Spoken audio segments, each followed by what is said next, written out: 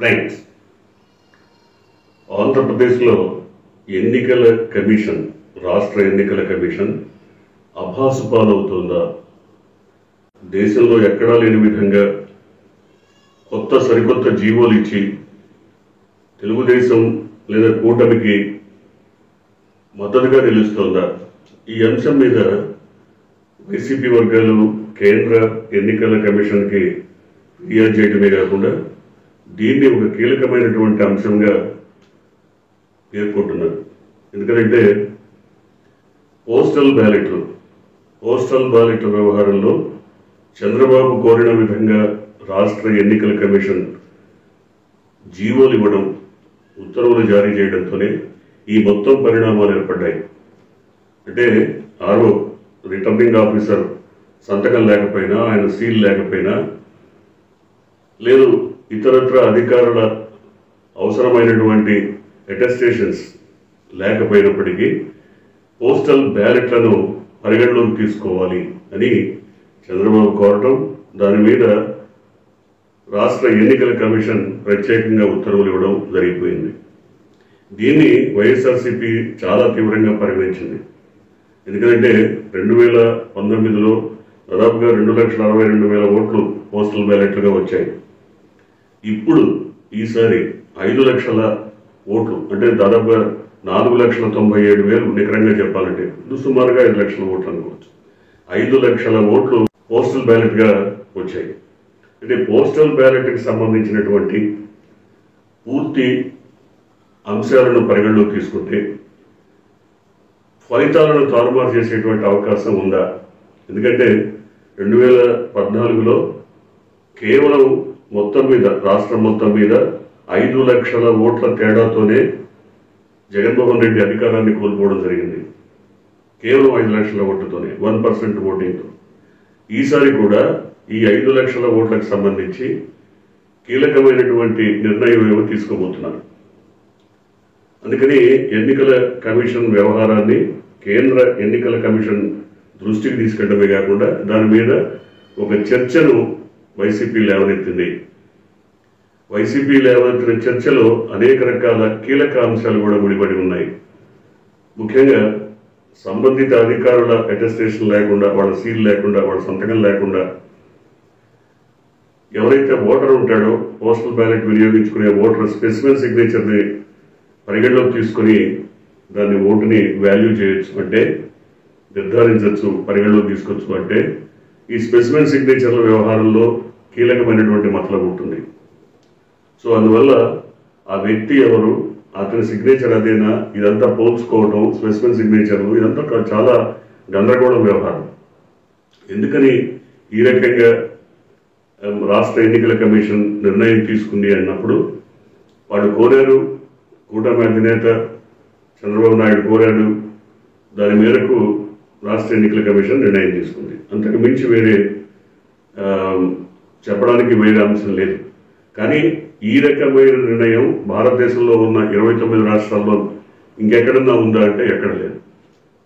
కేంద్ర ఎన్నికల కమిషన్ నిర్ణయాన్ని కూడా పరిగణలో తీసుకోకుండా, ఎన్నికల కమిషన్ చెప్పిన లెక్కల్ని కూడా పరిగణలో తీసుకోకుండా ఈ రకమైనటువంటి నిర్ణయాన్ని రాష్ట్ర ఎన్నికల కమిషన్ ఎందుకు తీసుకుంది అన్నప్పుడు దానికి సరైనటువంటి సమాధానం రావట్లేదు.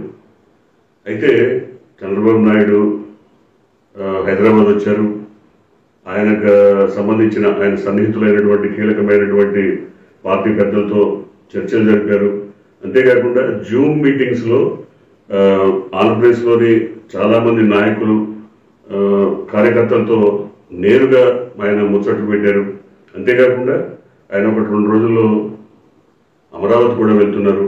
ఈలోగానే ఏజెంట్లుగా ఉండబోయే వారి లిస్టులు కూడా ఆయన తెప్పించుకుంటున్నారు. వాళ్ళతో కూడా నేరుగా ఆయన ముచ్చటించేటువంటి అవకాశం కనబడుతుంది. ఇది రాష్ట్ర చరిత్రలోనే కాదు, దేశ చరిత్రలో ఎక్కడా కూడా ఒక పార్టీ అధినేత నేరుగా పోలింగ్ బూతుల్లో ఉన్నటువంటి ఏజెంట్లతో మాట్లాడేటువంటి అవకాశం, సందర్భం ఎప్పుడూ కనబడలేదు, లేదు కూడా. కానీ చంద్రబాబు సరికొత్త చరిత్ర లిఖించబోతున్నారు. అయితే ఎందుకు ఇంతగా ఆయన నిర్ణయాలు తీసుకుంటున్నారు, ఇలాంటి నిర్ణయాలు తీసుకుంటున్నారు అన్నప్పుడు ఈసారి ఏదో విధంగా ఏది ఎన్నికల ఫలితాలను తారుమారు చేయడానికి వీలుంటుందో, ఏ విధమైనటువంటి అవకాశాలు లభిస్తాయో వాటన్నిటినీ కూడా ఆయన అవలంబించబోతున్నారు. ఆయన నేరుగానే చెప్తున్నారు, ఏ లెక్కలు ఎట్లా చెప్పినా చివరి క్షణంలో, చివరి నిమిషంలో ఈవీఎంలు ఓపెన్ చేసిన తర్వాత ఫలితాలు మారిపోవడానికి చాలా రకాల అంశాలు, అవకాశాలు ఉన్నాయి. వాటిని మనం అనుసరించాలి అనేది ఆయన చెప్తున్న లెక్కలు. అంటే కొన్ని ఓట్లను ఏ విధంగా డిస్క్వాలిఫై చేయాలి, కొన్ని ఓట్లను ఏ విధంగా క్వాలిఫై చేయించుకోవాలి, ఇవన్నీ రకరకాల అంశాలని ఆయన పరిగణలోకి తీసుకునేటువంటి అవకాశం ఉంది. చూడాలి. మొత్తం మీద చంద్రబాబు రాష్ట్రానికి వచ్చిన దగ్గర నుంచి, వాళ్ళ ఉదయం ఆయన రాష్ట్రానికి వచ్చారు, వచ్చిన దగ్గర నుంచి కూడా ఈ ఎన్నికలకు సంబంధించి అనేక రకాల అంశాలపైన కసరత్తులు ప్రారంభించారు.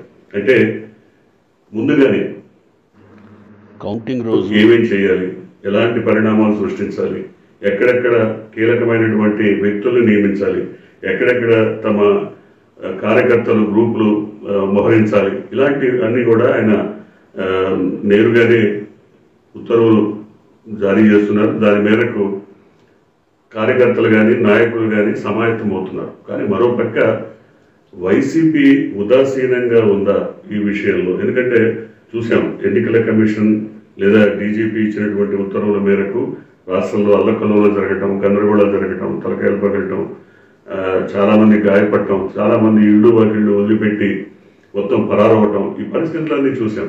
కానీ ఇప్పటికి కూడా వైసీపీ ఉదాసీనంగానే వ్యవహరిస్తోందా అంటే అవుననే చాలా మంది చెప్తున్నారు. ఎందుకంటే ఒక పక్క చంద్రబాబు నాయుడు ఏం చేసైనా గెలవడానికి సంసిద్ధమవుతున్నప్పుడు, ఏం చేసైనా గెలుపు సాధించాలన్న నిర్ణయానికి వచ్చినప్పుడు మరి వైసీపీ ఎందుకు రిటాలియేషన్ ఉండదు, ఎందుకు ప్రతిఘటన ఉండదు, ఎందుకు సమర్థంగా ఎదుర్కోవట్లేదు అన్నది చాలా మందిని కుదిపేస్తున్నటువంటి ప్రశ్న.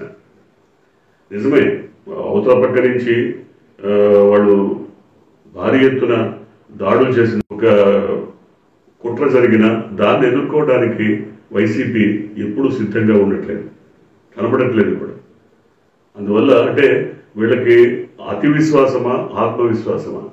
అతి విశ్వాసం అని అనిపిస్తుంది. మేము గెలుస్తాం, ఎవరైనా చేసినా, ఎన్ని కుట్రలు జరిగినా మేము గెలుస్తాం అన్న ఒక అతి విశ్వాసం, ఇలాంటిది ఎప్పుడు కూడా ప్రమాదకరం. అతి విశ్వాసం చాలా ప్రమాదకరం.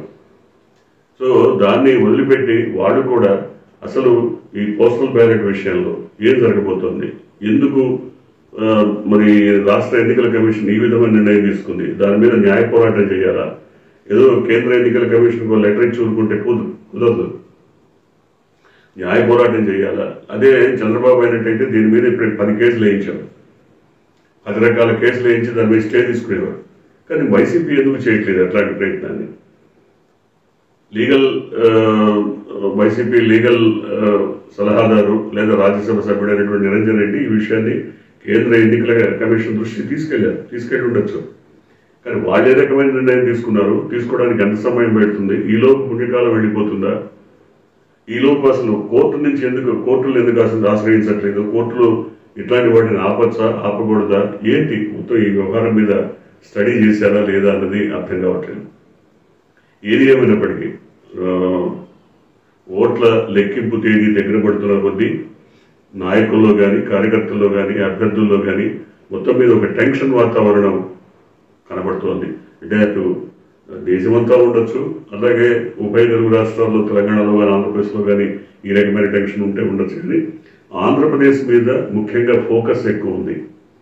ఆంధ్రప్రదేశ్లో కూటమి తన వంతు ప్రయత్నం చేయటం, కూటమి పక్షాన ప్రధానమంత్రి కూడా వచ్చి ప్రచారం చేయటం, అట్లాగే హోంమంత్రి వచ్చి ప్రచారం చేయటం, కూటమి పక్షాన అనేక రకాల నిర్ణయాలు తీసుకోవటం కూటమికి అనుకూలంగా, వాటన్నిటి ఫలితంగా డీజీపీ మారిపోవటం, తర్వాత కొంతమంది ఎస్పీలు, తర్వాత ఇతర పోలీస్ అధికారులు దాదాపు 29 మంది మారిపోవటం, ఇవన్నీ చూసిన తర్వాత ఏం జరగబోతోంది, ఫలితాలు ఎటువైపు మొగ్గు చూపేటువంటి అవకాశం ఉంది. ఇంకో కీలకమైనటువంటి అంశం, పట్టణ ప్రాంతాలు, అర్బన్, సెమీ అర్బన్ ప్రాంతాల్లో ఓటింగ్ తగ్గింది, అట్లాగే గ్రామీణ ప్రాంతాల్లో ఓటింగ్ పెరిగింది. ఎక్కడైతే జగన్మోహన్ రెడ్డికి, వైసీపీకి ఓట్లు బాగా పడతాయి అనుకున్న ప్రాంతాల్లో, అనుకూలంగా ఉంటుంది అనుకున్న ప్రాంతాల్లో, గ్రామీణ ప్రాంతాల్లో ఓటింగ్ పెరిగింది. అట్లాగే ఎక్కడైతే కూటమికి ఎక్కువ ఓట్లు వస్తాయని భావించారో అర్బన్ సెమీ అర్బన్ ప్రాంతాల్లో ఓటింగ్ తగ్గింది.